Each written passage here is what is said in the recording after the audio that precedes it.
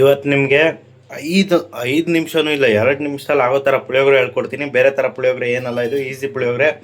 ಹೆಂಗೆ ಮಾಡೋದು ಅಂತ ಹೇಳ್ಕೊಡ್ತೀನಿ. ಫಸ್ಟು ಸಾಸಿವೆ ಹಾಕೊಳ್ಳಿ.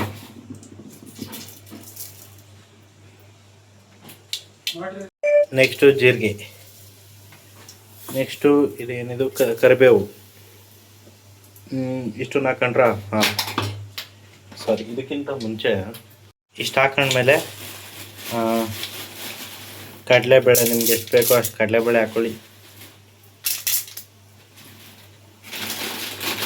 ಮತ್ತು ಕಡಲೆ ಬೀಜ ಹಾಕ್ಕೊಳ್ಳಿ. ಆ್ಯಕ್ಚುಲಿ ಬೇರೆ ಬೇರೆ ಮಾಡಬೇಕು, ಇದು 2 ನಿಮಿಷದಲ್ಲಿ ಮುಗಿಬೇಕಲ್ಲ, ಅದಕ್ಕೆ ಪಟ ಅಂತ ಮಾಡ್ತಾ ಇರೋದು. ನಿಮ್ಗೆ ಎಷ್ಟು ಕಡಲೆ ಬೀಜ ಬೇಕೋ ಅಷ್ಟು ಕಡಲೆ ಬೀಜ ಹಾಕ್ಕೊಳ್ಳಿ.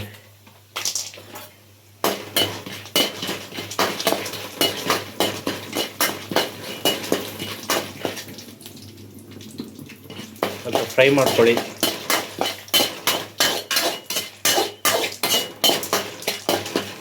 ಏನು ಇಲ್ಲ ಅಂದರೂ ಬರೀ ಒಂದು ಪುಳಿಯೋಗರೆ ಗೊತ್ತೊಂದು ಹಾಕ್ಬಿಟ್ರೆ ಮುಗಿದೋಯ್ತು. ಅದೊಂದು ಸ್ವಲ್ಪ ಫ್ರೈ ಆಗಿದೆ ಅಂತ ಗೊತ್ತಾಗ್ತಿದ್ದಂಗೆ ಏನು ಮಾಡಬೇಡಿ, ಸೀದಾ ಪುಳಿಯೋಗರೆ ಪೌಡ್ರನ್ನ ಹಾಕ್ಬಿಡಿ.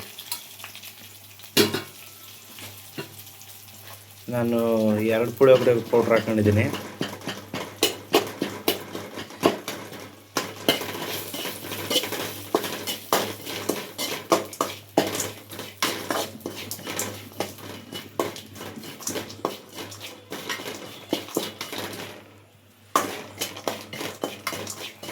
ಇದಕ್ಕೆ ಬೇಕಂದ್ರೆ ನೀವು ನೀರು ಅಥವಾ ಹುಣಸೆಹಣ್ಣು ಇದೆಲ್ಲ ಹಾಕೋಬೋದು. ಇದು ಅಷ್ಟೆಲ್ಲ ಮಾಡೋ ಕೆಪಾಸಿಟಿ ಇಲ್ಲ ಅಂದರೆ ಇಷ್ಟೊಂದಂತೂ ಮಾಡ್ಕೋಬೋದು ಈಸಿ.